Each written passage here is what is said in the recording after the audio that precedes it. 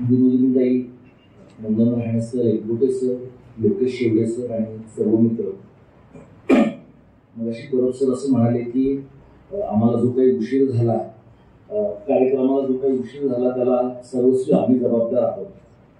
तर तत्वतः ते बरोबरच आहे, पण समकालीन भारताच्या चर्चा विश्वामध्ये असं बोलणं बरं ठरत नाही. या सगळ्याला नेहरू जबाबदार आहेत असं मी म्हणतो. त्यामुळे एकदाच कॉन्शियन्स सगळ्यांचा क्लिअर होतो की कशाला कोण जबाबदार आहे हे ठरलं. जसं मराठी शाळा बंद पडण्याला लोक सांगतात, सवर्ण घरांमधले लोक सांगतात की आमच्या घरातल्या मोलकरणीची मुलं पण इंग्लिश मिडियमला जातात, मग आमची कशी काय मराठी मिडियमला जातील. पण त्यांना असा प्रश्न पडत नाही की मोलकरणींनी मुलं इंग्रजी माध्यमात जायचं पहिल्यांदा यांच्याच घरात बघितलेलं आहे. त्यामुळे सर्व गोष्टींना आपण सोडून इतर माणसं जबाबदार आहे असं मानण्याची जी आपली समाजाची वृत्ती आहे, त्याच्या पलीकडे आपण थोडं गेलो तर मराठी भाषा आणि मराठी शाळा याच्याबद्दल थोडं आपण अधिक बोलू शकू. जे आंदोलन ज्याच्यातनं हे सगळं काम निर्माण झालं त्याच्याबद्दल सर काही बोलले. मला एक दोन गोष्टी सुरुवातीला सांगायच्या आहेत. नाशिकमध्ये मी खूप वेळेला आलो आहे, स्मारकात पण आलो आहे, पण जास्त वेळ आनंद निकेतनला आलेलो आहे. आणि आनंद निकेतन ही ठाकूर सरांची आणि विनोदिनी ताईंची शाळा आहे. ठाकूर हे आमचे अत्यंत चांगले दोस्त, ज्यांची अशी सतत इच्छा असायची की त्यांना मी नावाने हाक मारली पाहिजे. आणि शेवटपर्यंत त्यांच्याबद्दल हे करणं आम्हाला कोणालाही जमलं नाही. कारण अत्यंत प्रेमळ असलेला पण अत्यंत ताकदीचा माणूस, जो आपल्या समाजामध्ये थोरल्या बाजीरावापासून आणि संभाजी महाराजांपासून चांगली माणसं लवकर जाणं आणि वाईट माणसं दीर्घकाळ जगणं अशी एक जुनी परंपरा आहे. तर हा चांगला अत्यंत बुद्धिमान माणूस अकाली नाशिक या आयुष्यातनं गेला. आणि नाशिकचं नुकसान झालं, मराठी शाळांचं नुकसान झालं. इथं ज्ञानेश्वर जाधव आहे, त्यांच्या शाळेला मान्यता मिळण्यासाठी ज्या वेळेला ते प्रयत्न करत होते आणि सरकारचे लोक त्यांची शाळा बंद पाडायला आले, त्यावेळेला ठाकूर सर त्यांना म्हणले की आम्ही तिरडीचं सामान घेऊन येतो. तर सरकारचे अधिकारी हे कसे साचेबंद डोक्याचे असल्यामुळे त्यांना कळेना की नेमकं कोण मेलं आहे. तर ते असं म्हणाले की ही शाळा मेली आहे, त्यामुळे ह्या शाळेची अंत्ययात्रा काढणं ही आमची जबाबदारी आहे, तुम्ही पण त्याच्यात सहभागी व्हा. तर सरकारच्या लोकांना हा धक्का सहन न झाल्यामुळे ज्ञानेश्वर जाधवांची शाळा वाचलेली आहे. त्यामुळे हे जे काम आहे अशा प्रकारच्या शाळा वाचवण्याचं, हे एखादा तिरकस डोक्याचा पण अत्यंत ओरिजिनल प्रतिभा असलेला कार्यकर्ता आणि अभ्यासकच करू शकतो. आणि हा माणूस फक्त शिक्षणात काम करणारा नाही, तर जगात येणारे लेटेस्ट सिनेमे पाहणारा, आपल्या मुलाशी त्या सिनेमांच्या बद्दल चर्चा करणारा असा माणूस आमचा सहकारी आणि आमच्या मराठीचं जे काही दर काम आम्ही केलं त्यातल्या पहिल्या टप्प्यामधले ते अत्यंत महत्वाचे सहकारी होते. मला असं वाटतं आज जर ठाकूर सर इथं असते तर विनोदिनी ताईंना, दीपाताईंना, त्यांच्या सगळ्या सहकार्यांना बरं वाटलंच असतं. पण महाराष्ट्रात हिंडताना आमच्या बरोबर एक आणखी माणूस असता. कारण इतकी परिस्थिती मराठीच्या प्रश्नांची कठीण आहे की दोन चार माणसं, म्हणजे परवा प्रकाश परवाना एकाने फेसबुकवर लिहिलं की दीपक पवार आणि प्रकाश परबच किती ठिकाणी जाणार, आपण नवे वक्ते शोधायला पाहिजे. तर नवे वक्ते तुम्हाला AI वर जन्माला घालता येत नाही. नव्या वक्त्यांनी रक्त साठवावं लागतं, 10-20 वर्ष कामच करावं लागतं. आणि हा एवढा आत्महत्याचा धंदा आहे की याच्यामध्ये 10-20 वर्ष आयुष्याची घालण्यापेक्षा वैयक्तिक उत्कर्ष चांगला करून सेकंड होम घेणं हे माणसांच्या दृष्टीनं जास्त हिताचं आहे. अशा वैयक्तिक अशा प्रकारच्या तडजोडी करून स्वतःचा वैयक्तिक निहित स्वार्थ थोडासा बाजूला ठेवून काम करणं, जे एकेकाळी लोक देशाच्या स्वातंत्र्यासाठी करत होते, ते मराठी भाषेच्या स्वातंत्र्यासाठी करण्याची वेळ आजच्या घडीला आली आहे. किती मराठी समाजातल्या लोकांना हे कळत आहे मला माहिती नाही. आपल्या राज्याच्या स्थापनेला 65 वर्ष झाली. 4-5 पिढ्या जवळपास इथल्या झाल्या. आणि राज्याला जेव्हा 50 वर्ष पूर्ण झाली तेव्हा महाराष्ट्र सरकारनं मराठी भाषेचा विभाग स्थापन केला. आम्ही तो त्यांच्याकडनं करवून घेतला, त्यांच्या मागे लागून. कारण भाषा नियोजन, भाषेचा विकास या काय प्रकारच्या गोष्टी आहेत हे प्रकाश परब सरांच्यामुळे आम्हाला सगळं कळलं. म्हणजे आम्हाला कळलंय, मी त्यांचा विद्यार्थी आहे, मी त्यांचा सहकारी, आम्ही मित्र आहोत.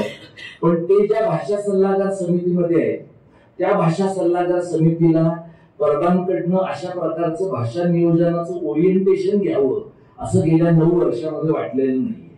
त्यामुळे हे भाषा सल्लागार समितीत आहे, पण ते मात्र तिथे याला कुठला पुरस्कार द्यायचा, त्याला कुठला पुरस्कार द्यायचा, याची सोय समितीवर लावायची का, या प्रकारच्या कुडमुड्या उद्योगांमध्येच मग्न आहे. आणि या कामाला लोक आपले भाषेचं काम मानतात. मराठी भाषेचं जर का वाटोळ झालं असेल तर आपल्यातल्या अभिजनांनी गेल्या 65 वर्षामध्ये निर्लज्जपणाने राजकीय व्यवस्थेच्या मांडीवर बसून ज्या तडजोडी केल्या आहेत त्या तडजोडीची फळं मराठी भाषा भोगते आहे. आणि या सगळ्याला गेल्या 4-5 पिढ्यातले लोक सातत्याने जबाबदार आहेत. देशात इतरत्र काय चाललंय, आपल्याकडे जेव्हा 3 महिन्यांच्या पूर्वी आम्ही हिंदीच्या 3ऱ्या भाषेच्या सक्तीला विरोध करायला सुरुवात केली तेव्हा खूप लोकांनी आम्हाला ज्ञानाचा प्रसाद वाटला की हिंदी ही राष्ट्रभाषा आहे, तुम्ही असं कसं काय म्हणता. तर हिंदी ही राष्ट्रभाषा आहे अशा प्रकारचा गैरसमज असणारं महाराष्ट्र हे देशातलं सर्वात मूर्ख राज्य आहे. जगात इतरत्र कुठेही असा गैरसमज नाही. आपल्याकडे बार्टीकडे 65 रुपयाला भारताची घटना मिळते, ताजी आवृत्ती 2025 ची द्वैभाषिक आवृत्ती. समजा तुमची इंग्रजीची बोंब असेल तर तुम्हाला मराठीतली पण आवृत्ती वाचता येते. घटनेच्या कलम 17 मध्ये कलम 343 ते 351 मध्ये हिंदी ही केंद्र सरकारच्या कामकाजाची राजभाषा आणि इंग्रजी ही सहराजभाषा आहे असं स्पष्टपणे म्हटलेलं आहे. घटनेतल्या चर्चेच्या 5 खंडांमध्ये मुंशी अय्यंगार सूत्राप्रमाणे भारताने राष्ट्रभाषा स्वीकारायचं नाही असं पक्क केलेलं आहे. पण आपल्या राज्यामध्ये आपली सवय आहे की देश टिकवण्याची जबाबदारी आपल्याकडे पेशव्यांच्या काळापासून आहे. दिल्लीचं तख्त राखतो महाराष्ट्र माझा, इथपासून दिल्लीचे बूट चाटतो महाराष्ट्र माझा, इथपर्यंतचा गेल्या 400 वर्षातला आपला प्रवास आहे. ज्या वेगाने आपले लोक अमित शहा आणि मोदींना भेटायला जातात आणि जाताना महाकालाचे फोटो घेऊन जातात, सह्याद्रीचा एखादी इमेज घेऊन जातात, हे लक्षात घेतलं तर मराठी लोकांचा स्वाभिमान हा केवळ त्यांच्या शब्दापुरता उरलेला आहे. प्रत्यक्ष कृती आणि पाठीचा कणा नावाचा बायोलॉजिकल अवयव ही गोष्ट महाराष्ट्रातल्या राजकीय वर्गामध्ये अभिजनांमध्ये किंचितही उरलेली नाही. त्यामुळे जे काही महाराष्ट्र असं घडलंय त्याबद्दल वाईट वाटून घ्या, पण आश्चर्य वाटून घेऊ नका. कारण हे असंच घडणार होतं. जे राज्य आपला भाषिक स्वाभिमान गमावतं, जे राज्य आपलं सांस्कृतिक स्वत्व गमावतं आणि ज्या राज्यामध्ये आपली भाषा पोटाची भाषा करण्याची धमक उरलेली नाही त्यांच्या समोर शरणागती आणि सरपटण्या पलीकडे दुसरा काही मार्ग नाही. हे शरणागती आणि सरपटणं हे गेल्या 25 वर्षातलं महाराष्ट्राचं भागध्येय आहे. हे कदाचित तुम्ही भाबडे असाल तर तुम्हाला ऑफेंडिंग वाटू शकेल, तुम्ही जर अल्ट्रा महाराष्ट्रवादी असाल तरी तुम्हाला ऑफेंडिंग वाटू शकेल, तुम्ही जर ऑफेंड झालात तर मला त्याचा आनंद वाटेल, कारण ऑफेंड झाला तरच थोडीफार हालचाल होण्याची शक्यता आहे समाजामध्ये. आपल्या भाषेचं काय भांडवल आहे आणि आज जे बाजारामध्ये भांडवल आहे त्या भांडवलाची भाषा मराठी आहे का? महाराष्ट्रात भांडवल कोणाकडे आहे तर गुजर मारवाड्यांकडे आहे. महाराष्ट्रामध्ये लोकसंख्या कोणाची वाढते आहे तर उत्तर भारतीयांची वाढते आहे. मग महाराष्ट्रात मराठी माणसांचं काय वाढत आहे तर मराठी माणसांचा इगो वाढतो आहे, मराठी माणसांचं अस्मितेवरचं प्रेम वाढत आहे, मराठी माणसांचं इतिहास गौरवीकरण वाढत आहे आणि तरुण मुलांचं संभाजी महाराजांसारखं दाढी वाढवणं वाढत आहे. याच्या पलीकडे मराठी माणसांमध्ये काही वाढत नाही. असा जो समाज आहे ज्या समाजाला मागे वळून बघितल्याशिवाय पुढे बघताच येत नाही आणि ज्या समाजाला आमच्या समाजात शिवाजी जन्माला आला होता एवढंच सांगता येतं. आता मी शिवाजी जन्माला आला होता हे का म्हणतो कारण आपण कुसुमाग्रजांच्या संबंधित वास्तूमध्ये आहोत म्हणून मी जरा आत्मविश्वासाने आणि न घाबरता म्हणतो आहे. जर मी दुसऱ्या एखाद्या वास्तूमध्ये असतो तर नुसतं शिवाजी म्हणण्याची हिंमत महाराष्ट्रामध्ये आता कोणाच्या उरलेली नाही. अशा प्रकारची हिंमत करणारा शेवटचा धाडसी माणूस म्हणजे गोविंद पानसरे.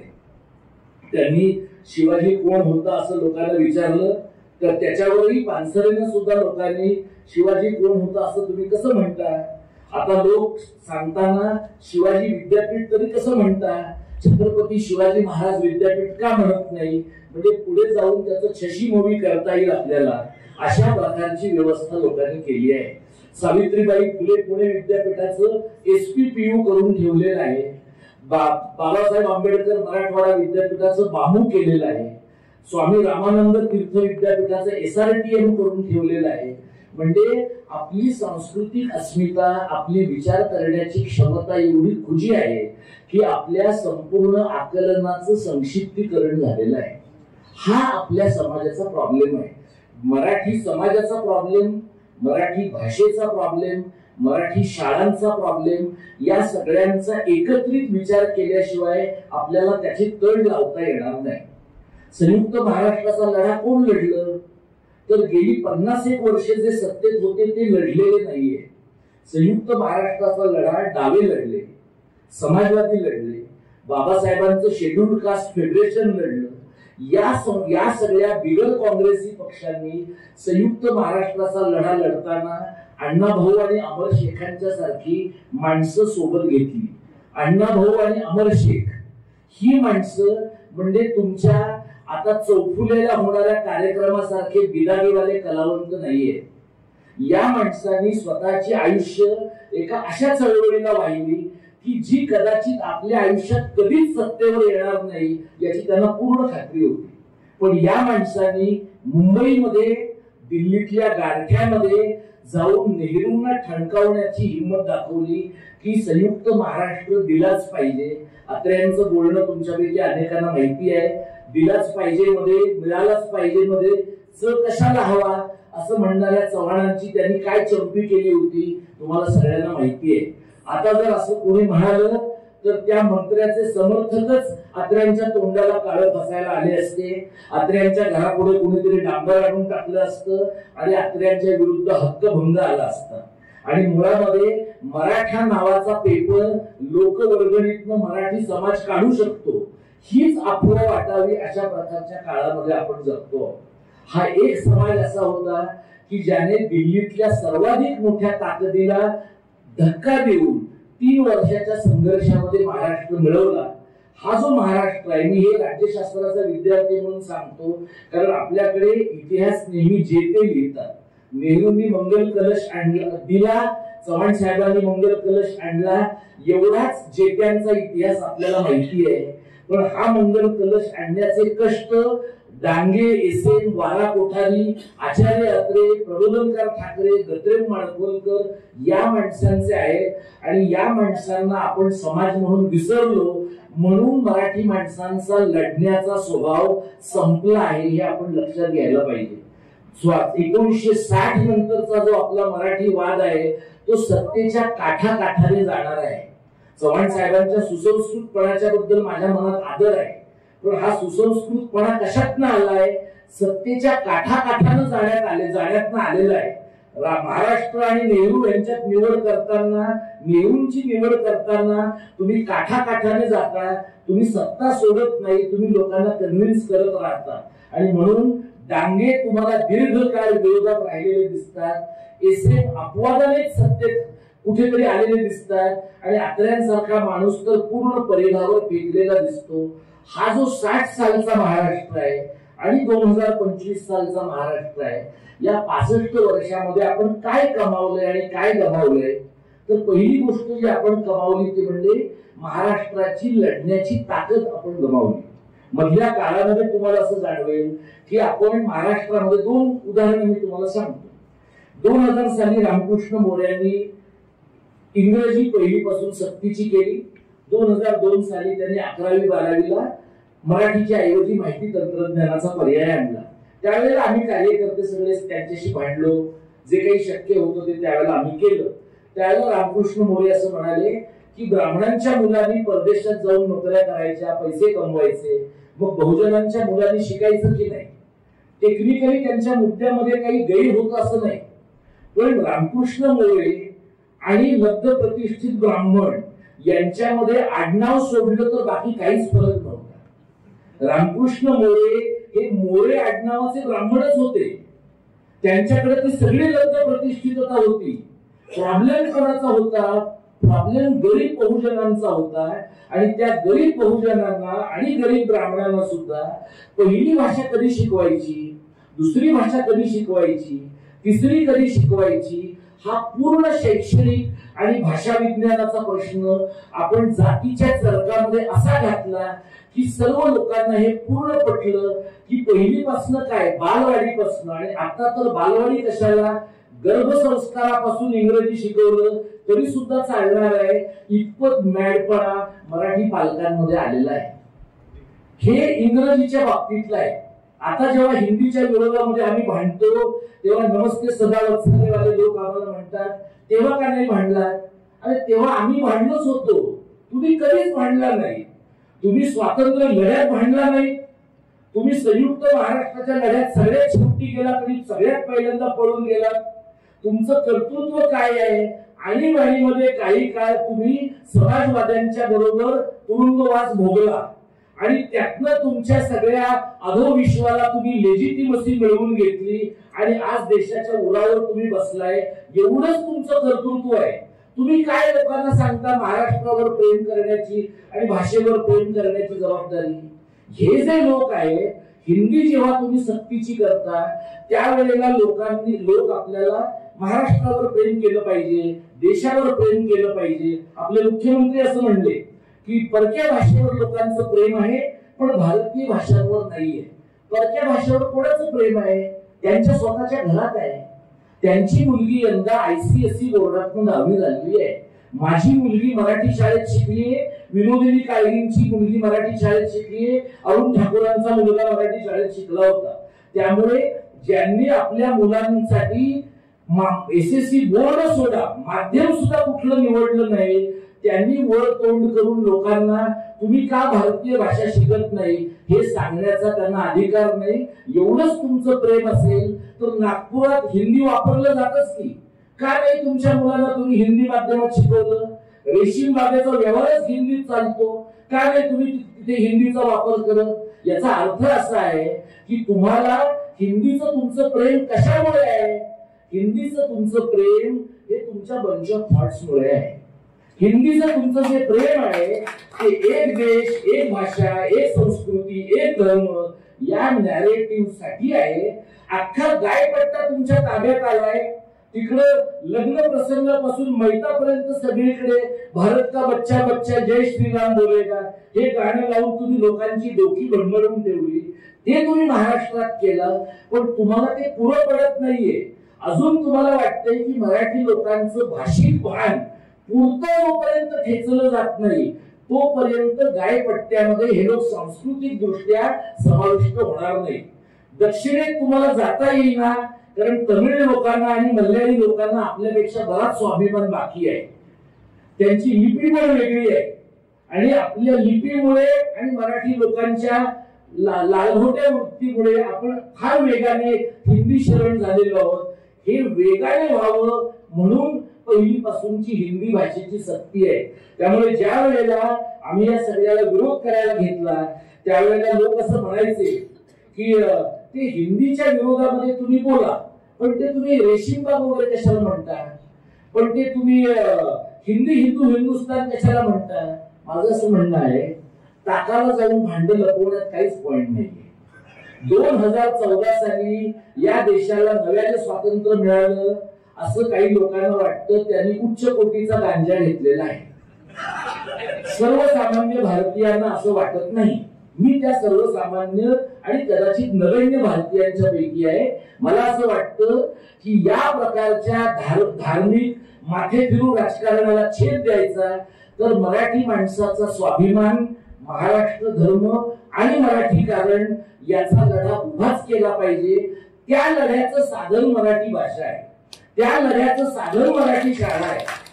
म्हणजे मराठी शाळा का जगली पाहिजे तर मराठी शाळा यासाठी जगली पाहिजे की मराठी शाळा जगल्या तर मराठी घरातली मुलं मराठी बोलतील, मराठी वाचतील आणि अशा वेळेला लोक आपल्याला काय सांगतात, मग तुम्ही दुसऱ्या भाषांचा दुस्वास करता का, तुम्ही इतर भाषा शिकू नये असं म्हणता का.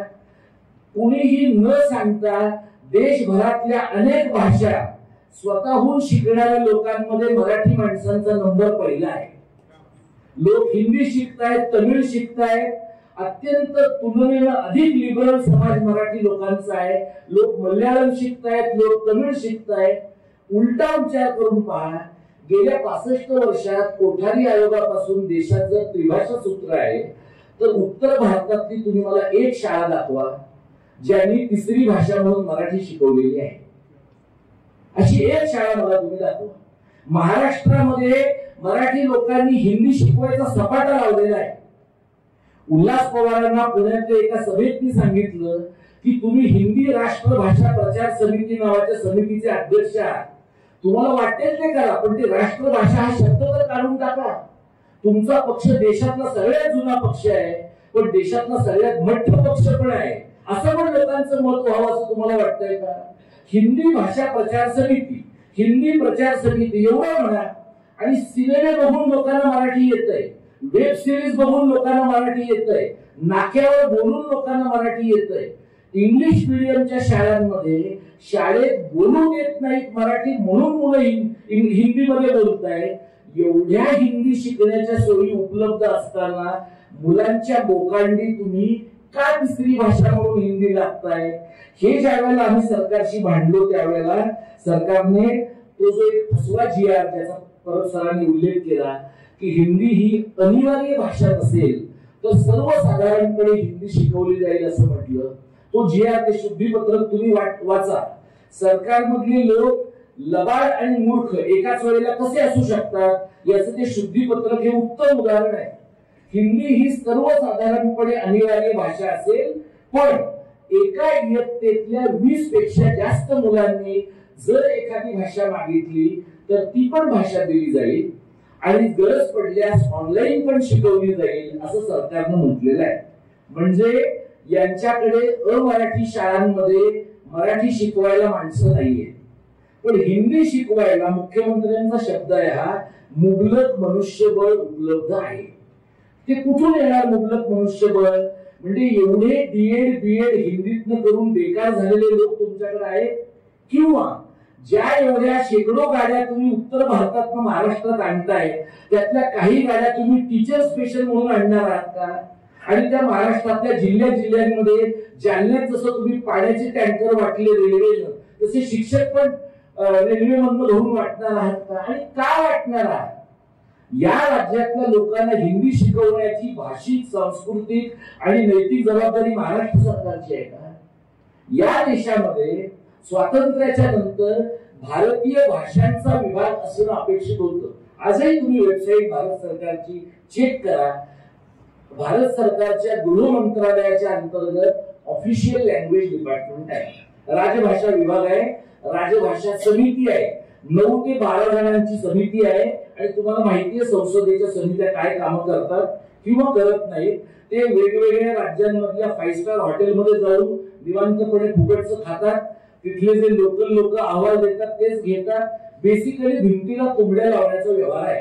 संसदीय राजभाषा समितीला करायचं काही फारसं नसतं, पण हिंदीचं आम्ही बरं करतो आहोत असं एक चित्र आपल्या मालकांना दिल्लीमध्ये करायचं असतं. काँग्रेस आणि भाजपमध्ये काय फरक आहे की काँग्रेसमध्ये सुद्धा उत्तर भारतातल्या हिंदी पट्ट्यातल्या लोकांचं वर्चस्व होतं, पण काँग्रेसला मुळात कुठल्याच भाषेचं फारसं काही पडलेलं नसल्यामुळे सगळ्या भाषा क्रमाक्रमाने मेल्या तरी काँग्रेसवर फार काही वाईट परिणाम होणार नव्हता. भाजपचं असं आहे की इतर भाषांचं काही झालं तरी चालेल, पण हिंदी आणि संस्कृतचं मात्र काही वाईट होता कामा नये हे मात्र त्यांच्या मनामध्ये पक्क आहे. गेल्या 10 वर्षांमध्ये हिंदी आणि संस्कृतसाठी भारत सरकारनं केलेली बजेटरी अलोकेशन तुम्ही तपासा. संस्कृतसाठी क्लासिकल लँग्वेज मध्ये सर्वाधिक पैसे त्यांनी संस्कृतला दिलेले आहेत. आणि महाराष्ट्रामध्ये आपल्याकडे अभिजात भाषेचा जेव्हा दर्जा मिळाला आपल्या मराठी भाषेला, त्यावेळेला मराठी लोकांचा आनंद गगनात मावेनासा झाला होता. कशाचा आनंद वाटावा ह्याचं तारतम्य नसलेल्या समाजामध्ये आपला नंबर एकदम वरचा आहे. त्यामुळे अभिजात भाषेचा दर्जा मिळाल्याच्या नंतर लोकांना वाटलं, आणि ते रंगनाथ पठारे वगैरे मंडळींनी महाराष्ट्राला कन्व्हिन्स केलेलं आहे की दरवर्षी तुम्हाला 300 कोटी मिळणार आहे. मी आणि प्रकाश परब सर आम्ही खूप वर्ष असं म्हणतो की जोपर्यंत मराठी भाषा विभागात मोठा भ्रष्टाचार होत नाही तोपर्यंत मराठी भाषेची प्रगती होण्याची काही शक्यता नाही. मोठ्या इमारती बांधल्या गेल्या पाहिजेत, जास्त ग्रंथ खरेदी व्हायला पाहिजे, जास्त ट्रॅव्हल ग्रँट मिळायला पाहिजे. जितक्या लोकांना जास्त मिळेल, लबाड्या करण्याची शक्यता जितकी जास्त निर्माण होईल तेवढं भाषेवरचं प्रेम सरकारचं जे आहे ते वृद्धिंगत होण्याची शक्यता आहे. आता अभिजात भाषेचा दर्जा मिळाला त्याला 8 महिने झाले. चेक करा तुम्ही भारत सरकारची वेबसाईट. मैसूरला central institute of Indian languages नावाची संस्था आहे. सगळ्या क्लासिकल लँग्वेजेस जे आहेत त्यांच्या इन्क्युबेशनचं काम ते सेंटर करतं. तेलुगू, तमिळ, मल्याळम या भाषांना गेल्या 10 वर्षामध्ये 1 ते 5 कोटी रुपयांच्या आतमधली रक्कम मिळालेली आहे. काय एवढी रक्कम मिळालेली आहे? याचं कारण तुम्हाला पैसे असे मिळत नाही, तुम्हाला काय प्रकारचे विकास प्रकल्प करायचे आहे त्याची तुम्हाला रचना द्यावी लागते, मॅनपॉवरचा सगळा ढाचा द्यावा लागतो आणि तुम्हाला मिळणारा जो पैसा आहे तो त्या भाषेच्या अँटिक्विटी बद्दल म्हणजे प्राचीनत्वाच्या संशोधनाबद्दल मिळतो. म्हणजे तुम्ही असं म्हणाल की आम्हाला आता अभिजाततेचा दर्जा मिळाला तर आता अविनाश आवलगावकरांना रिद्धपूरला तुम्ही एक इमारत बांधायला पैसे द्या, मिळत नाही. अविनाश आवलगावकरांना तिथे एका छोट्या खोलीतच राहावं लागणार आहे सरकारच्या कृपेने. आणि प्रश्न असा आहे की मराठी अभिजात आहे, मराठी भाषेचं विद्यापीठ आहे आणि महानुभाव पंथीयांना पण आनंद झालाय रिद्धपूरला विद्यापीठ आहे म्हणून. आवलगावकरांचं पुनर्वसन झालंय, त्यांनाही बरं वाटलेलं आहे. वाटोळं कशाचं झालंय? वाटोळं भाषेचं झालेलं आहे. कारण काहीही त्या विद्यापीठात होणार नाही. एकच परिणाम काय होतो की जेव्हा सरकार वादग्रस्त निर्णय घेतं त्यावेळेला एक अभिजन माणूस तोंड बंद करून बसतो. तुम्ही गेल्या 3 महिन्यामध्ये आवलगावकरांनी हिंदी सक्तीबद्दल तोंड उघडल्याचं पाहिलंय का? पाहणार नाही. रवींद्र शोभण्यांनी गेल्या 3 महिन्यामध्ये तोंड उघडण्याचं पाहिलंय का? पाहणार नाही. कारण अजून त्यांचा शाली घेण्याचा कार्यक्रम संपायचा आहे. येत्या जानेवारी पर्यंत त्यांना शाली मिळत राहणार आहे. ज्यांना आगामी शाली हवे आहे ते अँटिसिपेशन मध्ये बोलणार नाही. ज्यांचा शाली घेण्याचा कार्यक्रम चालू आहे ते मिळत नाहीत म्हणून मिळतायत म्हणून बोलणार नाही. आणि या सगळ्यांचे आदर्श आणि मेरुमणी कोण आहे? सदानंद मोरे सर. त्यांनी महाराष्ट्राला एक आदर्श निर्माण करून दिलेला आहे की सरकार कोणाचंही असो आपण त्यांच्या खांद्याला खांदा लावून काम केलं पाहिजे.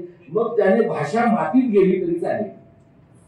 तुम्ही गेल्या 3 महिन्यामध्ये सदानंद मोरे सरांनी साहित्य संस्कृती मंडळाचे अध्यक्ष म्हणून केलेली कामं पहा. काय काम आहे? महादजी शिंदेच्या नावाचा पुरस्कार एकनाथ शिंदे यांना देणं.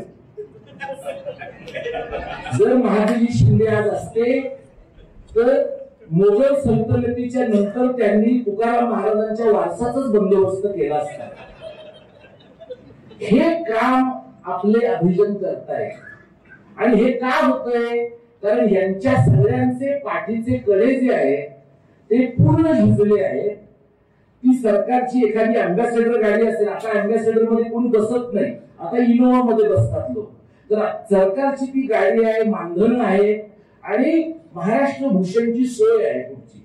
पुढचं महाराष्ट्र भूषण आहे, पुढचा पद्म पुरस्कार आहे. हे सगळं जर हवं असेल तर मराठी भाषेसारख्या क्षुद्र गोष्टीची फार दखल घेऊन चालत नाही. अशा प्रकारचा संदेश तुम्हाला मिळतो. अशा वातावरणामध्ये जेव्हा आम्ही लोक काम करतो तेव्हा आम्हाला असा प्रश्न पडतो की आपण हे काम करायचं की नाही. त्याचं उत्तर आम्हाला लगेच असं सुचतं की कोणीही हे काम करायला आम्हाला सांगितलेलं नाही. आम्हाला हौस आहे, आम्हाला वाटतं की हे काम केलं पाहिजे आणि आमचा असा अजिबातच समज नाहीये की हे काम आम्ही नाही केलं तर दुसरं कोणीच करणार नाही. कुणीतरी भाषेचं काम करतच, कुणीतरी समाजाचं काम करतच राहतं. आम्हाला असं वाटतं की या प्रकारचं काम करावं असं आमचा विवेक आम्हाला सांगतो. आमची सत्सद विवेक बुद्धी आम्हाला सांगते. ही मला अत्यंत भाग्याची गोष्ट वाटते की काहीतरी जगण्याला अर्थ देणारं आम्हाला करता येत आहे. मी प्राध्यापक म्हणून 28-29 वर्ष काम करतो. तुमच्यातले काही लोक प्राध्यापक असतील, शिक्षक असतील. तुम्ही एक लक्षात घ्या की शिक्षण व्यवस्था इतकी विस्विशीत झालेली आहे, इतकी भुसभुशीत झालेली आहे की आपल्या जगण्याला काहीतरी एखादा अर्थ जर तुम्हाला शोधायचा असेल तर तुमच्या भाषेसाठी तुम्ही काहीतरी करू शकताय, याच्या इतकी निर्णायक महत्वाची गोष्ट कदाचित आपल्याला सापडणार नाही. आता मला तुम्हाला एक सांगायचं आहे, आम्ही जे महाराष्ट्रभरामध्ये काही बोलायचं बोललो, एक 5-10 मिनिटं बोलू का? मी आता जे बोलतो आहे, आम्ही आता विद्रोही सांस्कृतिक चळवळीच्या लोकांबरोबर कोल्हापुरात कार्यक्रम केला, औरंगाबादला केला, आणि आता उद्या धुळ्यात आणि जळगावमध्ये करतो. तर हे कार्यक्रम आम्ही किशोर ढमाले, प्रतिमा परदेशी यांच्या बरोबरचे कार्यक्रम करतो. ज्या वेळेला मुंबईमध्ये ह्या मराठीच्या आंदोलनाच्या निमित्ताने लोक एकत्र येत होते आणि आपली माध्यमं तुम्हाला माहिती आहे, माध्यमं एका पातळीवर गोचिड्यासारखी ऑपरेट करतात. म्हणजे एका कोपऱ्यामध्ये बसून तुम्ही महत्वाचं काम केलं आणि परस्पर मेलात तरी त्याची दखल ते घेणार नाही. पण समजा तुम्ही मरताना तुमच्यावर उद्धव ठाकरेंची सावली पडत असेल किंवा राज ठाकरेंची पडत असेल तर परस्पर न्यायाने आपोआपच तुमच्या मृत्यूची दखल घेतली जाण्याची शक्यता आहे. त्यामुळे आमचं जे काम आहे ते उद्धव ठाकरे आणि राज ठाकरेंना भेटण्याआधी पण तितकंच महत्वाचं होतं. पण माध्यमाला ते महत्वाचं कधी वाटलं जेव्हा उद्धव ठाकरेंच्या बरोबर मी जॉईंट प्रेस कॉन्फरन्स घेतली, जेव्हा राज ठाकरेंना मी भेटायला गेलो आमच्या टीम बरोबर, आणि लोक मला असं म्हणाले की 2 भावांना एकत्र आणणारा हा माणूस आहे. हे करायचं होतं मला, असं माझं अजिबात म्हणणं नाहीये. काही वेळेला अचानक गोष्टी होतात आणि मग त्या आपल्याला करायच्याच होत्या असं म्हणून आपण श्रेय घेऊन गप्प बाजूला बसावं लागतं. त्यामुळे हे 2 भाऊ एकत्र आल्याचा काय परिणाम झाला की दोन्ही भावांचे पाय आम्हाला किंवा हात नीट धरून ठेवता येतात की मराठीच्या मुद्द्यावर त्यांनी आता हलायचं नाही. पण या 2 भावांच्या पलीकडचा मुद्दा मी तुम्हाला सांगतो की काँग्रेस सारखा पक्ष ज्याने 56 सालानंतर मराठीच्या मुद्द्याकडे पाहिलंच नव्हतं, त्या पक्षाच्या प्रांताध्यक्षाला आम्ही मराठीच्या मुद्द्याच्या जवळ आणू शकतो. माकप आणि भाकप सारख्या पक्षांनी, म्हणजे तेव्हा हे 2 पक्ष नव्हते, नुसता कम्युनिस्ट पक्ष होता, संयुक्त महाराष्ट्राच्या लढ्यात भाग घेतला. प्रकाश आंबेडकरांच्या पक्षाने या आंदोलनामध्ये सहभागी व्हायचं ठरवलं. आम्हाला असं दिसतं की भाषेचा प्रश्न हा राजकीय आहे. तो राजकीय का आहे? धर्माचा प्रश्न जसा राजकीय आहे तसा भाषेचा प्रश्न राजकीय आहे. आणि भाषेच्या प्रश्नाच्या बाबतीमध्ये ज्या वेळेला आम्ही सगळ्या पक्षांना भेटत होतो त्यावेळेला एका पत्रकाराने लिहिलं फेसबुकला, मी उद्धव ठाकरेंना भेटल्यानंतर की शिवसेनेला ही चळवळ तुम्ही अंगण देऊन टाकलेली आहे. फेसबुक ही चावडी असल्यामुळे आपल्याला जगातल्या कोणत्याही विषयाबद्दल मत देता येतं, अभ्यास ही काही त्याची पूर्वअट नाहीये. त्यामुळे लोक मत मांडतात. त्यानंतर लोक असं म्हणले मला की तुम्ही फॅसिस्टांच्या दावणीला मराठीची चळवळ बांधून टाकलेली आहे. मुळामध्ये दोन्ही सेना जर फॅसिस्ट असतील तर त्यांच्या फॅसिझमची जबाबदारी माझ्यावर नाहीये, आणि मी त्यांना भेटायला गेलो नसतो तर ते कमी फॅसिस्ट झाले असते असाही प्रश्न नाहीये. त्यामुळे एक आपण लक्षात घ्यायला पाहिजे चळवळीत काम करणाऱ्या लोकांनी की भाषेचा मुद्दा त्यांच्या समोर जाऊन आहे तसा सांगण्यामुळे त्यांना जर आम्ही भूमिका घ्यायला भाग पाडत असू तर त्यांच्याही भूमिकेमध्ये मतपरिवर्तन करण्याची क्षमता आमच्यात येते. पण ज्या लोकांना आदल्या दिवशी मी उद्धव ठाकरेंना भेटलो तेव्हा निम्मा फॅसिस्ट वाटत होतो, त्यांना दुसऱ्या दिवशी प्रकाश आंबेडकरांनी मला पत्र पाठवल्यावर मी आंबेडकरवादी झालेलो आहे असं लक्षात आलं. हा आपला प्रॉब्लेम आहे. त्यामुळे या प्रकारच्या प्रतिक्रियांना किती महत्व द्यायचं, काम करायचं किंवा रिॲक्ट करायचं, यातली काम करायची ही सगळ्यात महत्वाची गोष्ट आहे असं मी मानतो. आता आम्ही प्रतिमा परदेशी आणि किशोर ढमाले यांच्या बरोबर 3रा कार्यक्रम करतो. विद्रोही चळवळीतल्या अनेक लोकांना, म्हणजे आनंद भंडारे हा माझा सहकारी दीर्घकाळ लोकांना असं सांगत आलेला आहे की बाबासाहेबांना मानणारा जो वर्ग आहे, बाबासाहेबांचं एवढं लेखन मराठीमध्ये आहे, बाबासाहेबांनी मराठीला ज्ञानाची आणि वंचितांच्या संघर्षाची भाषा बनवण्याचा प्रयत्न केला, तर आंबेडकरवाद्यांना मराठी आपली भाषा का वाटत नाही? आता हे बोंबलून आम्हाला 15 वर्ष झाली, पण प्रत्येक गोष्टीची वेळ यावी लागते.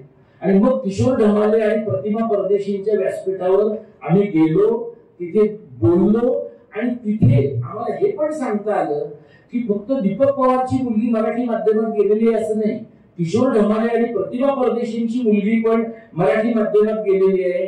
म्हणजे मराठी माध्यमात मुलांना घालणं हे फक्त समाजातल्या वरच्या घटकातल्या लोकांनी केलंय असं नाही. ज्याला ज्याला आपली भाषा ज्ञानाची भाषा व्हावी असं वाटतंय तो प्रत्येक माणूस त्या प्रकारची गोष्ट करतो आहे किंवा करू शकतो आहे. आता आम्ही ज्या वेळेला हिंदीला विरोध केला त्यावेळेला तुम्हाला माहितीये हिंदी वर्तमान हिंदी चॅनल्स कशा पद्धतीने चालतात.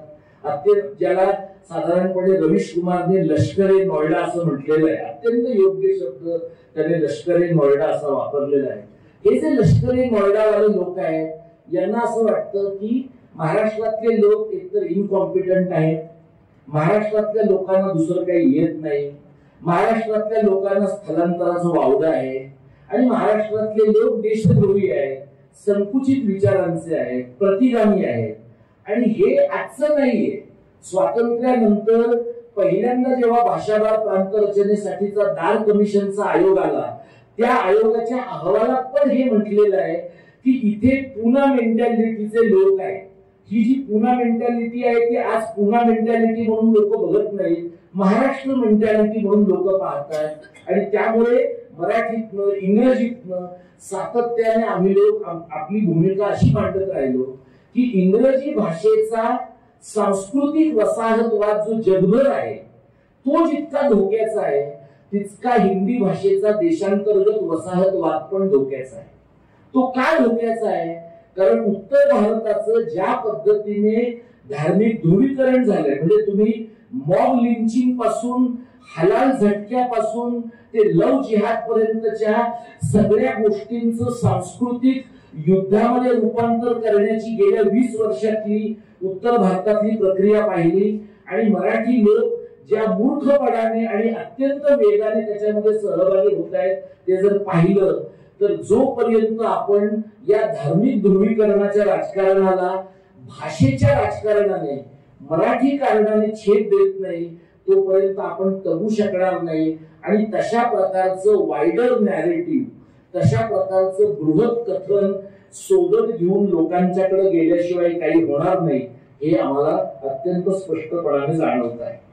आता हे सगळं महाराष्ट्रभरामध्ये आम्ही फिरतो. दरम्यानच्या काळात सरकारने शासन निर्णय रद्द केले तुम्हाला माहिती आहे. शासन निर्णय रद्द केल्यानंतर लोकांनी आम्हाला विचारलं मग आता तुम्ही का फिरता महाराष्ट्रभर? याचं कारण सरकारवर आमचा अजिबात विश्वास नाहीये. सरकार राक्षसी बहुमत असलेलं सरकार आहे. त्यांच्याकडे 235 पाठबळ आहे. जे लोक जनसुरक्षा विधेयक शून्य चर्चेवर महाराष्ट्रामध्ये अंमलात आणू शकतात त्यांना तिसरी भाषा काय चौथी भाषा सुद्धा कोणालाही न विचारता महाराष्ट्रामध्ये आणता येणं शक्य आहे.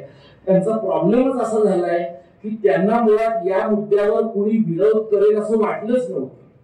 त्यांना लोक जनसुरक्षेच्या मुद्द्यावर विरोध करतील पण तिसऱ्या भाषेच्या बाबतीमध्ये पायगड्या घालतील असं वाटत होतं. त्यांच्या दुर्दैवाने त्यांना हा झटका बसला.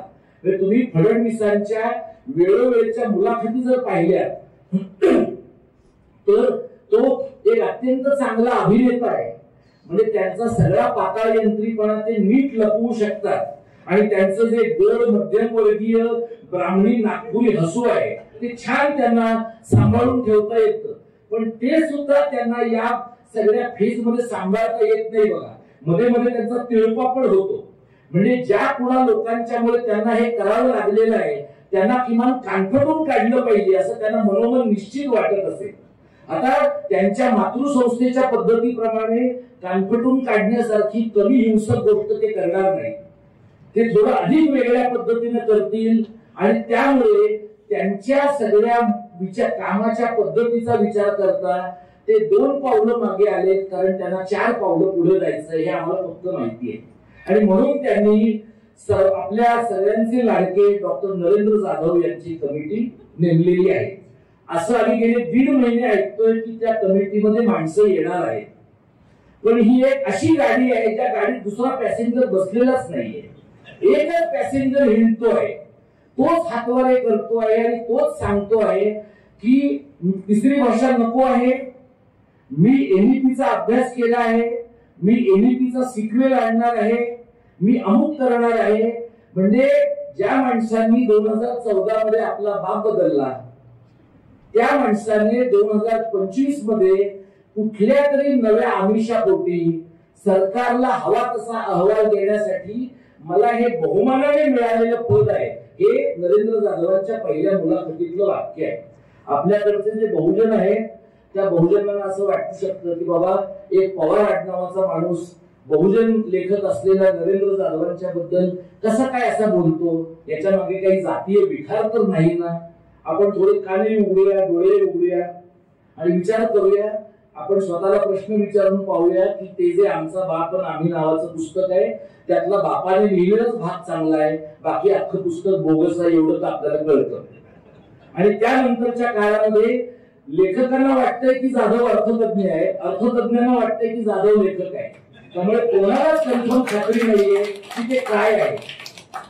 अशा परिस्थितीतला माणूस सरपटत चालणारा जेव्हा एखाद्या समितीचा अध्यक्ष होतो तेव्हा महाजन आयोगाचा अहवाल महाराष्ट्र कर्नाटक सीमा प्रश्नाचा जसा महाजनने लिहिण्याच्या ऐवजी रामकृष्ण हेगड्यांनीच लिहिला होता असं लोक ठामपणे आजही सांगतात, तसं हा अहवाल जाधवांनी लिहिण्याची गरज नाहीये. कारण जाधव रवींद्रनाथांच्या कवितांचा अनुवाद करण्यामध्ये गुंग असतील कदाचित, पण रवींद्रनाथांना स्वाभिमान पण होता, रवींद्रनाथांना स्वातंत्र्याची पण किंमत होती आणि वैयक्तिक नाही समष्टीच्या स्वातंत्र्याची पण किंमत होती.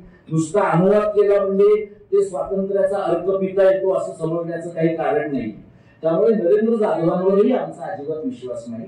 आणि सगळ्यात महत्वाची गोष्ट म्हणजे आताचे जे राजकीय पक्ष महाराष्ट्रातले आहेत त्यांना विस्मरणाचा आजार आहे. त्यांना 2 महिन्यानंतर हा प्रश्न कमी महत्वाचा वाटू शकतो. पहिल्यांदा असं घडलंय की नागरी समाजामधलं मराठी भाषेच्या संबंधातलं काही एक आंदोलन उभं राहिलंय. राजकीय पक्ष सोबत असो किंवा नसो हे आंदोलन आम्ही तडीला न्यायचं ठरवलंय. मी आणि आनंद आणि चिन्मयी सुनील आणि राज ठाकरेंना भेटायला गेलो होतो आणि माध्यम एवढी डेस्परेट असतात की त्यांनी मी आणि तो पाठमोरा जातानाचे आमचे फोटो लावले की दीपक पवार राज ठाकरेंच्या भेटीला आणि मीरा रोड मध्ये झालेल्या हिंसेबद्दल माहिती देणार. आता ह्या हिंसेमध्ये मी मारही खाल्ला नव्हता आणि हिंसा केली नव्हती, पण तरीही आम्ही काय माहिती देणार होतो राज ठाकरेंना मला माहित नाही. पण आम्ही गेलो राज ठाकरेंकडे. तुम्हाला मी राजकीय पक्षांचा दृष्टिकोन सांगतो. तेव्हा मला ते म्हणले की तुझे व्हिडिओ पाहतो मी, तू माझ्यावर टीका करतोस. जो माणूस उद्या महाराष्ट्रातल्या कोणावरही टीका करतो त्याला माझ्यासारख्या किरकोळ माणसाच्या टीकेचा त्रास व्हावा हे फार मला गमतीचं वाटतं. दुसरं ते मला म्हणाले ते सगळं राजकारण वगैरे तुम्ही माझ्यावर सोडा. आपल्या राजकीय पक्षांचा दृष्टिकोन असा आहे की ते सोशल वर्क टाईपचं काम आहे ना ते तुम्ही करा, आम्ही राजकारण करणार. मला तुम्हाला हेच सांगायचं की लोकांच्या लोकवर्गणीत संस्था चालतात ना, तर लोकांचे लढे लोकांमधूनच उभे राहिले पाहिजे. मनसेला काय वाटू द्या, उद्या मनसेला वाटेल मराठी शाळांपेक्षा हनुमान चालीसा महत्वाची आहे. राज ठाकरे त्या आमच्या बैठकीतच म्हणाले, कारण ते खूप ठिकाणी म्हणाले. त्यामुळे असं काही माझा आणि त्यांचे काही सिक्रेट टॉक्स होत नाही. त्यामुळे ते आम्हाला म्हणले की बालमोहन शाळेमध्ये मुसलमान मुलं शिकतात आणि ती मुसलमान मुलं सरस्वती वंदनेला उभी राहत नाही असा बालमोहनच्या लोकांचा आक्षेप आहे. तर आहे ते दुसऱ्यांदा म्हणले आम्हाला 2-3 वर्षांमध्ये. मी त्यांना म्हटलं मुळात बालमोहन सारख्या ग्रामीण शाळेमध्ये मुसलमानांची मुलं येतात हीच मोठी गोष्ट आहे असं तुम्हाला वाटत नाही का? आणि सरस्वती वंदनेच्या बद्दल मराठी समाजातच दुमत आहे, ते म्हणावे की म्हणू नये याच्याबद्दल काही क्लॅरिटी नाहीये. हा राष्ट्रगीताला कोणी उभं राहत नसेल तर वादाचा मुद्दा आहे. ही जी मुसलमान मुलं आहेत ती कशी आली आहे? आरटीच्या कोट्यातून आलेली आहे. एरवी बालमोहनच्या रेग्यांनी माहीमच्या मुसलमानांना प्रवेशच दिला नसता. आता परिस्थिती अशी आहे की ती आरटीची मुलं घ्यावी लागतात कारण त्या पोरांच्या मागोमाग सरकारचं अनुदान येणार आहे.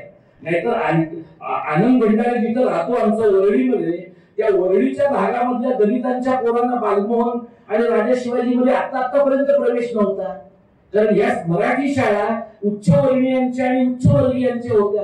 जसजसे उच्चवर्णीय आणि उच्चवर्गीय वर सरकले तसतसे मराठी शाळांचे लोक घरोघरी जाऊन मुलं पाठवा असं म्हणायला लागले. आणि तेव्हा लोकांनी त्यांना विचारलं की तुमची पोरं कुठल्या शाळेत गेली, तुमची पोरं काय मराठी माध्यमाच्या शाळेत गेली, तुमच्या पोरांनी मराठी माध्यमाच्या शाळेत जायचं नाही आणि गरिबांच्या पोरांनी मराठी माध्यमाच्या शाळेत जायचं, ही लबाडी चालणार नाही. ही लबाडी जशी शिक्षकांची चालणार नाही, संस्था चालकांची चालणार नाही. संस्था चालकांची काय लबाडी आहे, एकाच कॅम्पसवर एसएससीची शाळा पण चालवायची आणि सीबीएसई बोर्डाची पण चालवायची. सीबीएसई बोर्डाची शाळा मराठी शाळेला वाळवीसारखी पोखरून संपवणारच आहे. त्यामुळे हे अशा प्रकारच्या लबाड्या हे करणारे मराठीच लोक आहेत आणि त्यांच्याही बद्दल तितक्याच मोकळेपणाने बोललं पाहिजे. मी माझ्या बोलण्याच्या समारोपाकडे येतो. इथे नाशिकमध्ये आनंद निकेतन सारखी शाळा आहे. या शाळेसाठी लोकांच्या रांगा लागतात. मी ठाकूर सर होते तेव्हा म्हटलं होतं, विनोदिनी ताईंना पण मी त्रास देतो, नाशिकमध्ये एक आनंद निकेतन असून भागणारच नाही. नाशिकमध्ये 10 आनंद निकेतन पाहिजे. पण तुम्ही काय म्हणाल, ते ह्यानीच काढाव्या. म्हणजे आपल्या नेहमीच्या पद्धतीप्रमाणे शिवाजी जन्माला आला पाहिजे पण शेजारच्या घरात आलेलं जास्त उत्तम. नाशिकमध्येच विनोदिनी काळजीची शाळा काढावी, त्यांनी कष्ट सोसावे. त्यांच्या मुलांना, त्यांना ठाकूरांना, आपापल्या मुलांना चांगलं शिक्षण मिळणं मराठी शाळेत शक्य आहे म्हणून त्यांनी शाळा काढली. आत्ताच्या पालकांना असं वाटलं तर त्यांनी विनोदिनी काळजींची मदत घ्यावी ना. पण आत्ताची शाळा पण त्यांनीच काढायची. म्हणजे त्यांनी स्वतःच्या आयुष्यामध्ये निवृत्तीच्या जवळपास आल्यानंतर किंवा निवृत्त झाल्यानंतर स्वतःच्या आयुष्याचे काही स्वतःचे क्षण जगायचे की नाही. म्हणजे त्यांचे पती एसटी महामंडळामध्ये नोकरीला, ते महाराष्ट्रभर फिरले. त्यांनी शाळेसाठी स्वतःला वाहून घेतलं. म्हणजे ज्यांनी कष्ट करायचे त्यांनी रक्त ओकेपर्यंत कष्ट करायचे आणि बाकीच्यांनी मात्र विकेंड आला की बार कुठे आहे, परमिट रूम कुठे आहे, फार्म हाऊस कुठे आहे हे हुडकायचं. कारण परवडत त्यांनाही असेल ना.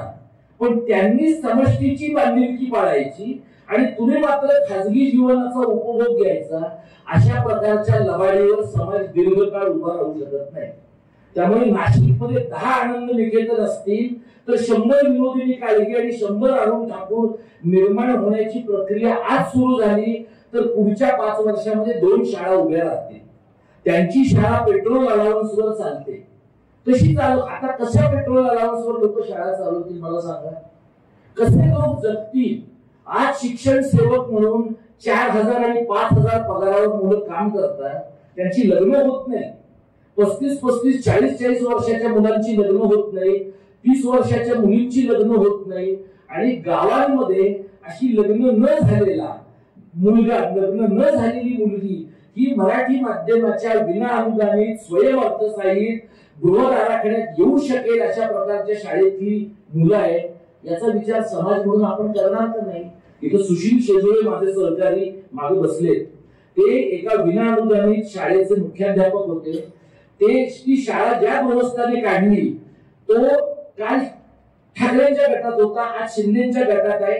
संध्याकाळी कुठे असेल मला माहित नाही, पण आताच्या घडीला ते शिंदेच्या गटात आहे. त्यांनी ही शाळा या माणसाने 5 वर्षात उभी केली.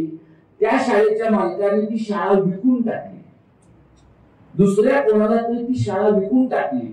ज्या शाळेतनं पालघर जिल्ह्यामधले खेळाडू तयार होत होते, धावपटू तयार होत होते, ती आणि हा माणूस गेली 7 वर्ष आमच्या बरोबर आम्ही 1 रुपया सुद्धा त्यांना कामाचं देत नाही.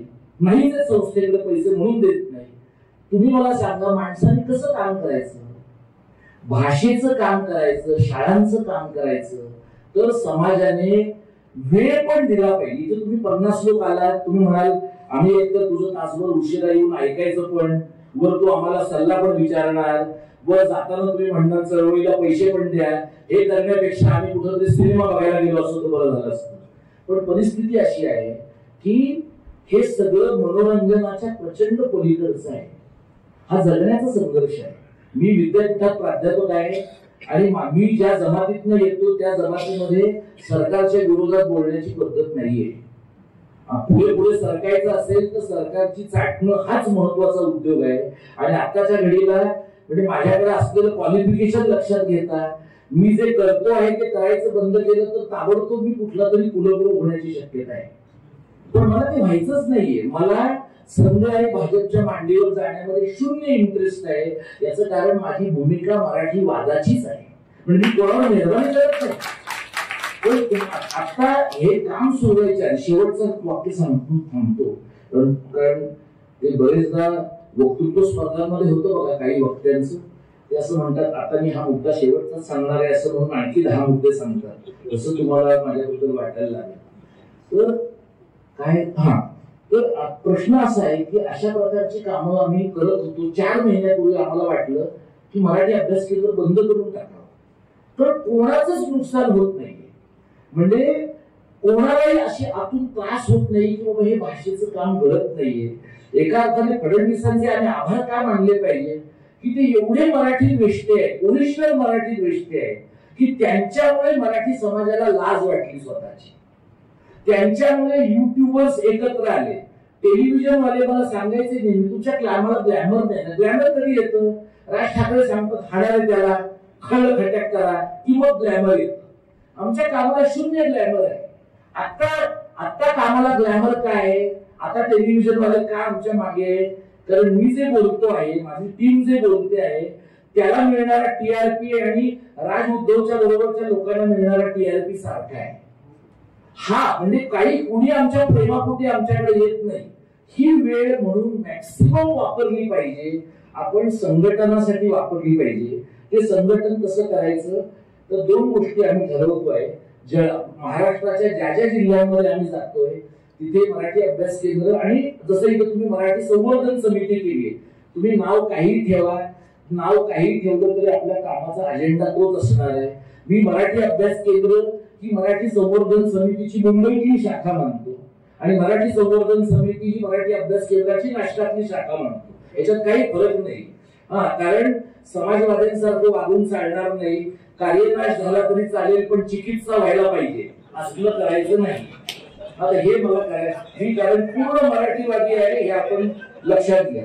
दुसरं म्हणजे काम करणाऱ्या लोकांचं शिबिर घ्यायला पाहिजे. लोकांना भाषेचे प्रश्न कसे सोडवायचे, काय असतात, घटनेत भाषेचे प्रश्न काय आहेत, समाजात काय आहे, याच्याबद्दल बोलणारं काम व्हायला पाहिजे. इथे श्रोत्यांमध्ये आनंद भंडारे हा माझा सहकारी आहे, साधना गोरे ही माझी कलिग आहे, ज्ञानेश्वर जाधव आहे आणि सुशील शेजुळे आहे, ज्यांना आमच्या बरोबर काम करायचं आहे. तुम्ही प्रश्न विचार. आता आम्ही एक कार्यकर्त्यांचा गट तयार केलाय, त्या कार्यकर्त्यांच्या गटावर लोक एवढं बोलतात, म्हणजे ज्याला वाईट शब्द वापरायचा तर व्हर्बल डायरिया असं आपण म्हणतो, इतकं प्रचंड बोलतात. आणि त्यांना जर तुम्ही म्हणलं की आज संध्याकाळी 7 वाजता आंदोलनाला येतात का, तर एकदम म्यूट मोडवर जातात. हे असे थम्सअप करणारे जे लोक आहेत ना, हे द्रोणाचार्यांचे बाप आहेत सगळे. त्याने अंगठा काढून घेतला हे अंगठा दाखवणारे लोक आहेत, काही फरक नाही त्यांच्यामध्ये. त्यामुळे अशा माणसांपासून काम करणाऱ्यांनी सावध राहिलं पाहिजे. कामासाठी कामच करावं लागतं. कामासाठी पोपटपंची करून चालत आहे. पोपटपंची हे एक काम आहे, पण काम हे काम आहे. पोपटपंची हा त्याचा अनुषंगिक भाग आहे. तर हे तुमच्या सगळ्यांच्या समोर मांडण्याचा प्रयत्न मी केला, प्रकाश परबाने केला आणि धुळ्यात जळगावात पण आम्ही करतोय. आम्हाला मदत अशी करा की ठिकठिकाणी महाराष्ट्राच्या वेगवेगळ्या जिल्ह्यांमध्ये जिथे कुठे तुमचे मित्र नातेवाईक परिचित असतील त्यांना सांगा आम्हाला भेटायला, आम्हाला त्यांच्याशी जोडून घ्यायला आवडेल. एका पातळीवर जग खूप जवळ आले पण एका पातळीवर अजिबातच आलेलं नाही. मग आम्ही फेसबुक पोस्ट टाकली की लोक म्हणतात अरे आधी नाही का सांगायचं, आलोच असतो. म्हणजे आपले त्यांना खात्री असते की ह्याने आता नाशिक सोडलंय त्यामुळे आता ते परत येणार नाहीये. म्हणजे कॉन्फिडेंटली लोक म्हणतात की सांगितलं असतं आधी तर बरं झालं असतं, आम्ही नक्की आलो असतो. तर असं करू नका. जिथं शक्य आहे तिथे मदत करा. पैशांची गरज लागते की नाही, तर लागते. तुम्हाला जर विनोदीताईंशी तुम्ही बोला, विनोदीताईंशी बोलून तुम्हाला वाटलं की बाबा दीपक पवार, प्रकाश परबाने त्यांची टीम हे विश्वास ठेवण्यालायक लोक आहेत, जरूर आम्हाला मदत करा. कारण तुम्ही जर मदत केली नाही तर आमचं काम थांबतं आणि आम्हाला राजकीय पक्षांकडनं पैसे घ्यायचे नाहीये. राजकीय पक्षांकडनं का, आम्ही पालक संमेलन घेताना त्यांच्या नावासहित त्यांची जाहिरात दिलेली आहे. पण कुणाही एखाद्या, आणि आज अशी परिस्थिती आहे की राजकीय पक्ष आम्हाला पैसे देतील सुद्धा, पण त्यांच्या सॅटेलाइट आर्मी होण्यामध्ये आम्हाला काही रस नाहीये. जर आम्ही स्वाभिमानानं उभं राहून काम करावं असं तुम्हाला वाटत असेल तर आमच्या सोबत या, एवढंच सांगतो. धन्यवाद. जय मराठी, जय महाराष्ट्र. आणि आता महत्वाचा एक भाग चर्चेचा, तो म्हणजे प्रश्नांचा. तर कृपया प्रश्न विचारताना आपलं काम, आपलं नाव हे न सांगता अगदी स्पष्ट असा प्रश्न विचारा.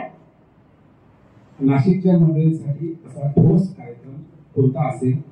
नाशिकच नाही, संपूर्ण महाराष्ट्रातील जे शहर आहेत, तालुके आहेत, त्यांच्याकरता ठोस कार्यक्रम कोणता असला पाहिजे, कोणती धारा असली पाहिजे, याकरता स्पष्टीकरण गरजेचं वाटते.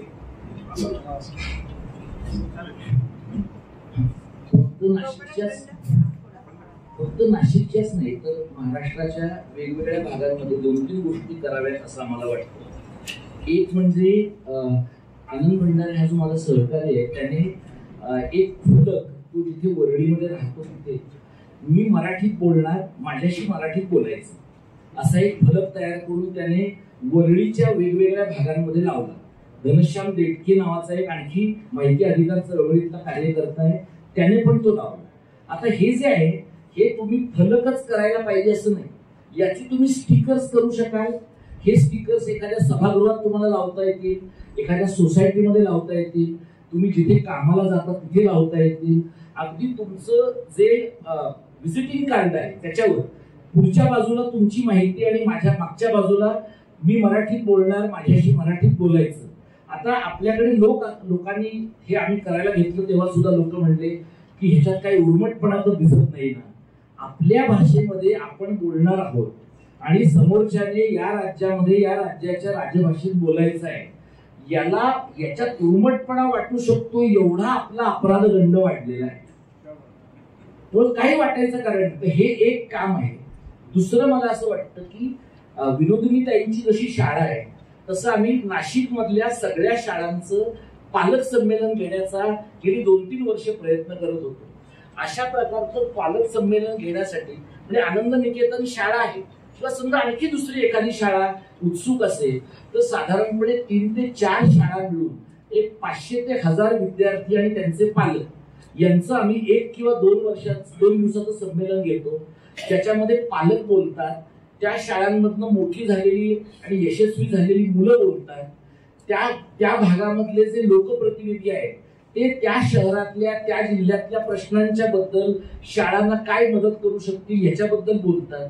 आणि सगळ्यात महत्वाचं म्हणजे खूप महत्वाची पुस्तकं मुलांसाठी पालकांसाठी त्याचं एक खुलं प्रदर्शन आम्ही तिथं ठेवतो.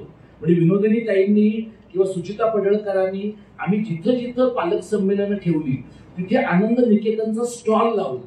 त्यामुळे मुंबईतल्या अनेक लोकांना इतक्या वेगळ्या पद्धतीचं शिक्षण दिलं जाऊ शकतं हा अनेकांना आश्चर्याचा धक्का होता.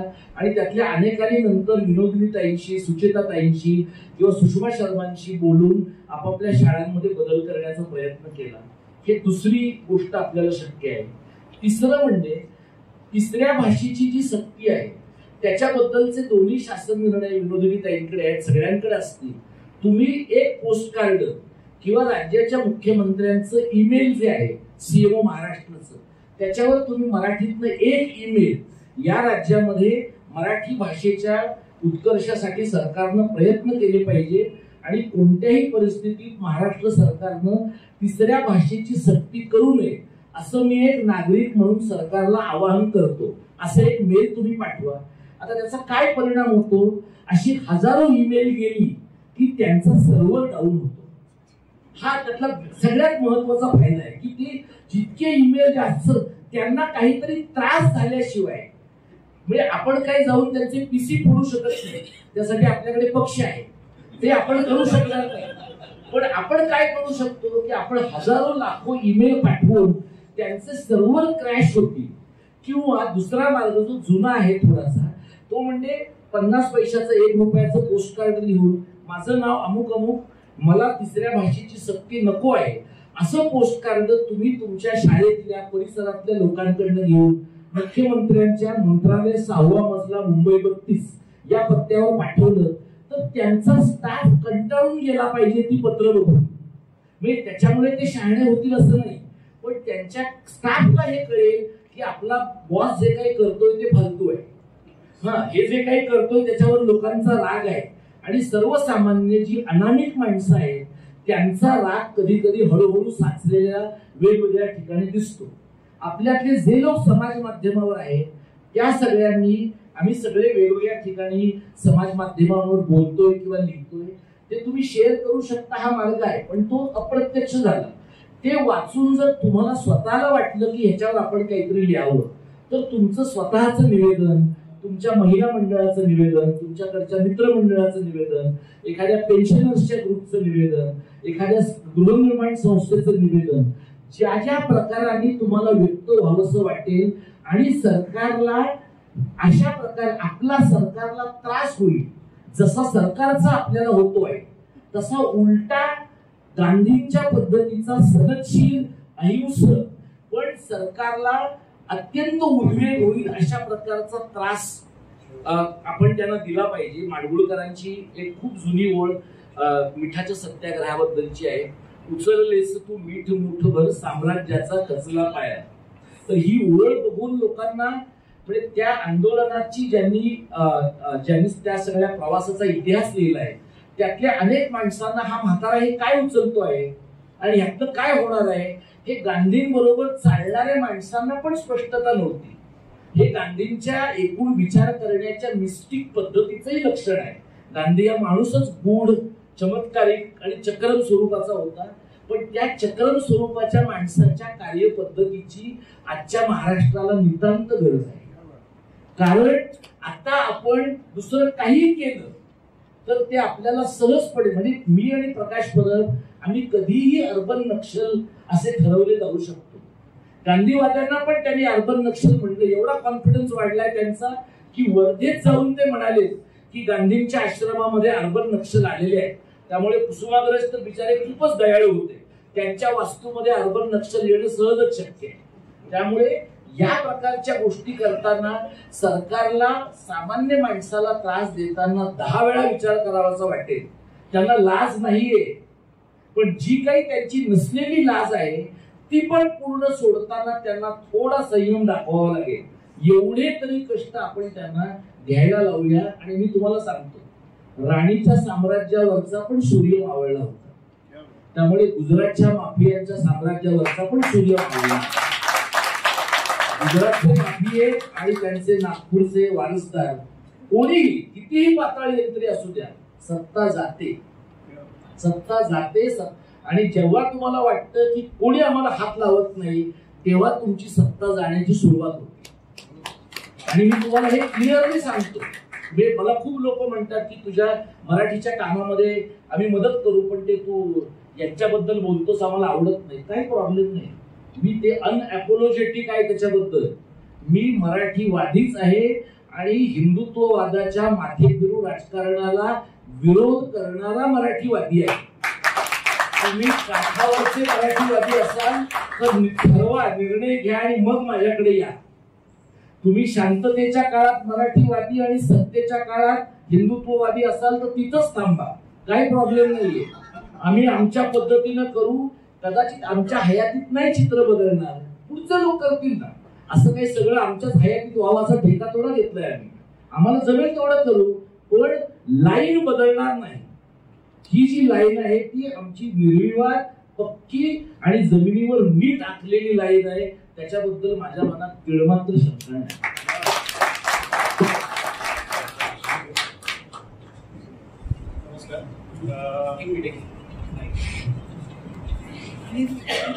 नमस्कार, मी सारंग जाधव, मराठी एकीकरण समितीचा सदस्य आहे. तर परिचित असलेल्या मराठी एकीकरण समितीसाठी तर नाशिकमध्ये मी 2 वर्षापासून आलो.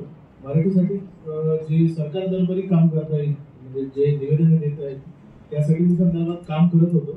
पण आत्ता संदर्भात मराठीच्या नाशिकमध्ये एकंदरीत परिस्थितीत बघताना 4 वर्षाच्या माझ्या अनुभवावरून मी पाहतो की तरुण वर्ग जो आहे तो मराठीसाठी खूप कमी आकृष्ट होतो या कामासाठी.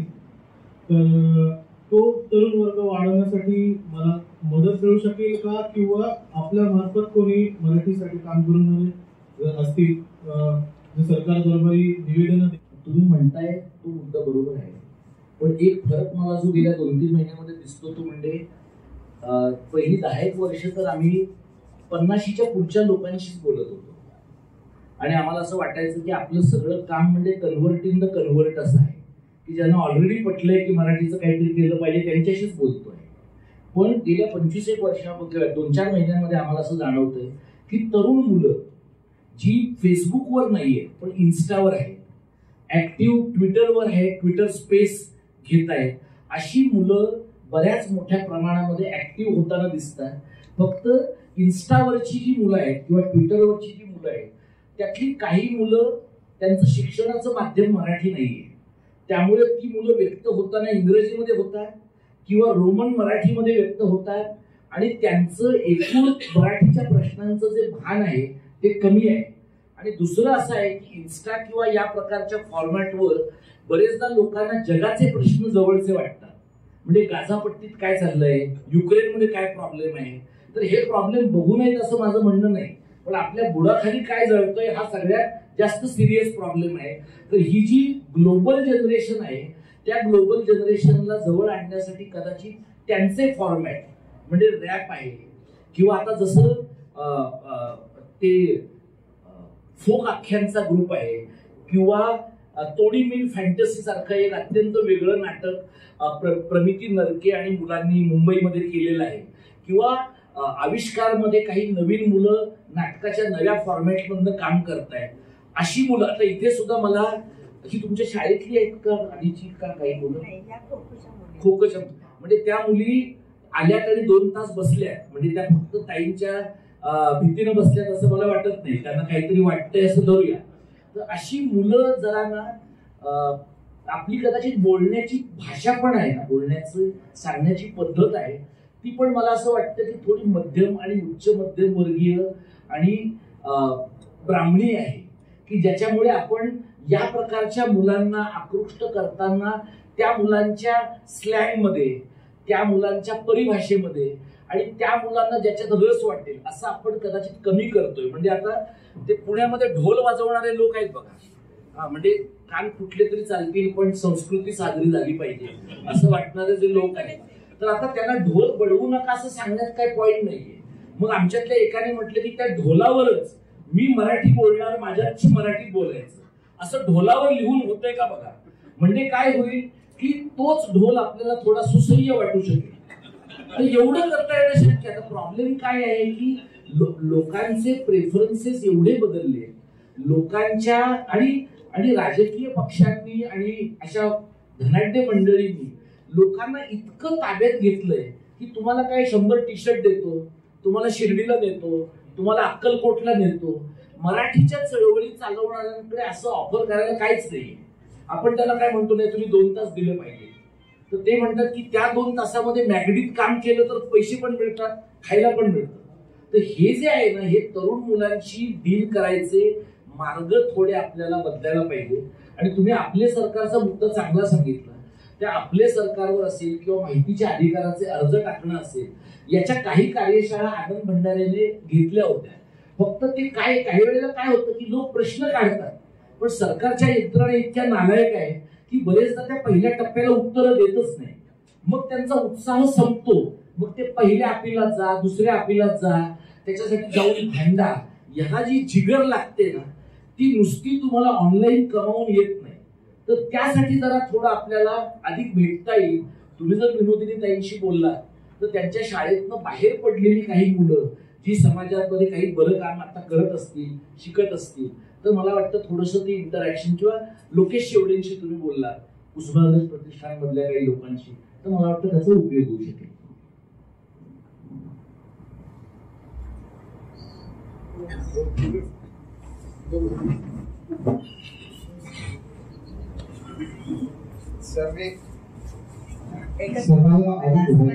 एखाद्याचा आता तुम्ही प्रश्न विचारा पण आता जवळजवळ 1 वाजत आलाय तर हा आपण शेवटचा प्रश्न घेऊया. माझं नाव अरुण गोडेराव, मी अनिष्ट कार्यकर्ता आहे. मुद्दाम उल्लेख करतो की माझा जन्म 1 मे 1960 आहे. कुठेतरी मराठीशी अधिक महत्व आहे असं मी स्वतः समजून चालतो. मराठी संवर्धन समितीसाठी आणि एकंदरीत ह्या सर्व कार्यासाठी मला अनुवाद जो क्षेत्र आहे त्यासाठी इतर भाषांमधील जागतिक आणि भारतीय भाषांमधील साहित्याचा, ज्ञानाचा अनुवाद मराठीत व्हावा जेणेकरून मराठी संवर्धनाला अधिक मदत होईल. या मुद्द्यावर काही प्रकाश टाकता येईल.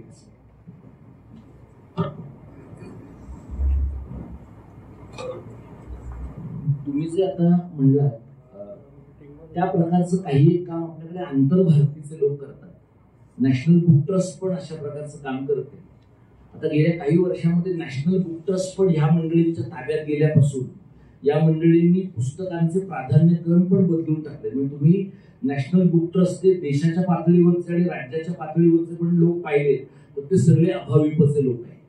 त्यामुळे तुम्हाला एकूण त्यांच्या आकलनाच्या दर्जाचा अंदाज येऊ शकेल. तर हे सगळे तसे लोक आहेत. त्यामुळे आपण स्वतंत्रपणाने अनुवादाची कामं करू शकू. म्हणजे आता साधं तुम्ही बघा की काल तमिळनाडूने त्यांचं स्वतःचं शिक्षण धोरण प्रसिद्ध केलं. आता महाराष्ट्रामध्ये जे कोणी 2 भाषांच्या धोरणाच्या बद्दल काही आग्रहाने बोलतायत, कदाचित ते धोरण तुम्ही गुगल ट्रान्सलेटच्या मदतीने काही प्रमाणात अनुवादित करू शकाल. पण नेमका अनुवाद जर करायचा असेल तर समजा तुमच्यासारख्या एक 2-4 माणसांनी पुढाकार घेऊन त्याची सॉफ्ट कॉपी जर प्रसिद्ध केली तर महाराष्ट्रामध्ये मराठीसाठी काम करणाऱ्या सगळ्या लोकांना, मराठी भाषेसाठी किंवा द्विभाषा धोरणासाठी, त्रिभाषा धोरणासाठी काम करणाऱ्या लोकांना त्याचा उपयोग होऊ शकेल. तर हे मला वाटतं की असं काम एकट्या माणसाच्याने होणं शक्य नाही. असा एखादा ग्रुप नाशकात जमतो आहे का? एक 2-3 माणसं एकत्र येऊ शकतील का? आणि आता मला माहित नाही या कार्यक्रमाला आलेल्या लोकांची आपण यादी केली आहे का? तर या सगळ्या माणसांचा एखादा ग्रुप आपल्याला जर बनवता आला, आता असे खूप ग्रुप बनतात, मला कल्पना आहे. आणि मग लोक त्याच्यावर रोज सकाळी गुड मॉर्निंगचे मेसेजेस पाठवून वाद आणतात इतरांना, हेही मला माहित आहे. पण काही एक जरा ऍडमिन बरा असेल तर तो या बाबतीमध्ये शिस्त आणू शकतो. तर असं अनुवादामध्ये रस असलेले, आपले सरकारसारख्या पोर्टलमध्ये रस असलेले, इतर कामांमध्ये रस असलेले असे उपगट जर आपल्याला तयार करता आले तर माझी आपल्याला विनंती आहे की तिथे दुसऱ्या रांगेमध्ये आनंद भंडारे बसलाय, तिसऱ्या रांगेमध्ये साधना गोरे बसले. यांना जरा तुम्ही या कार्यक्रमानंतर भेटा, म्हणजे पाठपुरावा करणं सोपं जाईल. धन्यवाद.